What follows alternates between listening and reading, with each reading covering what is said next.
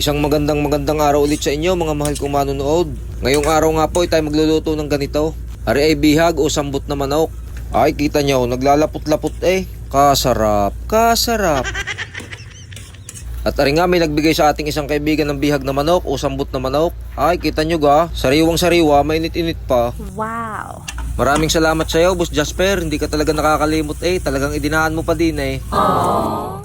At aray, una sa lahat, ihugasan muna natin ng ayos at sisiguraduhin nating maging malinis. Ang paghuhugas nga palang ginawa natin din ay bukod sa ganyan ay inisa-isa ko pa para siguradong malinis at iyan na ang ating lulutuin. Quality mga idol. Ay siya, tayo magpipit-pit muna din ng luya. Aray, isasama natin sa pagpapakulo ng manok para mabawasan ang lansa. Aray nga pala sa pressure cooker natin palalambutin para mabilis. Siguro yung mga 30 minutes lang aray. At ang apoy na aray, isisit lang natin sa mahina. At habang nakasalang naman iyan, ay tayo maghahanda din ng ating mga gagamiting ricado. At aray, magpipisak tayo ng bawang, isang ulo ang ating gagamitin dyan. Magagayat din tayo diyan ng isang malaking luya. Masarap sa garning luto ay matapang sa luya, ay subukan nyo. At aray, magagayat din tayo ng isang pirasong sibuyas, gagayatin din laang natin ng papagayaan. At syempre, pagka ako ang nagluto ay hindi mawawala ang sili.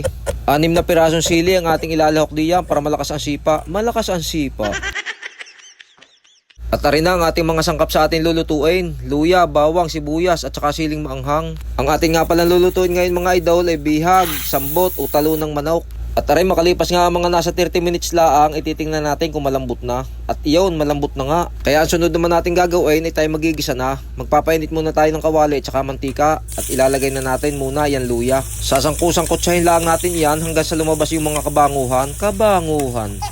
At isusunod na rin nating ilagay ang bawang at saka sibuyas na ginayat natin. Kaunting sangkusang kutsa lang uli at pagka yan ilanta na ay ilalagay na natin yung ating pinalambot na manok. At bago natin sangkutsahin at haluin iyan ay sasamahan na natin ng ibang ricado. Diyan nga ay maglalagay na tayo ng paminta at saka maglalagay na rin tayo ng kaunting bitchin. At syempre maglalagay na rin tayo diyan ng kaunting asin para lumasa na. Pagkatapos nating ilagay ang mga pampalasang iyan ay ating sasangkutsahin muna kahit kaunti at ating tatakpan ng kahit ilang minuto. At makailang minuto nga ay aray, bubuksan uli natin at tayo maglalagay ng ibang ricado. Diyan ngayon naglagay tayo ng suka. Ilalagay na rin natin, aring ginayat natin sili. Aray 6 na piraso, ay sipol. Tapos sasangkusang-kutsahin natin ng ayos para humalo yung ating mga inilagay na mga ricado. At ang sunod naman nating ilalagay ay aring purong gata. Aring pinagata ko pa sa palengke, 2 niyog. At pag iyan inilagay natin, ihahaluin lang natin ng kaunti. At wag natin tatakpan, hihintayin natin kumulo. Para hindi din magtubig at kumurta ang gata. Ay tingnan nyo, ang lapot niyan. At pagkain ni kumulo na, ihahaluin din natin ng kaunti at ating titikman kung ayos na sa atin ang lasa. Tapos tatakpan na natin at maghihintay na lang tayong maiga ng kaunti at luto na yan. Kayo ganito ding magluto ng ginataang manok. Ay kasarap din nga, lalo na kung native o garning talunan. May pang-ulam na may pulutan pa. At aray, luto na nga ang ating masarap na ginataang manok. Ginataang talunan, ginataang bihag o ginataang sambot.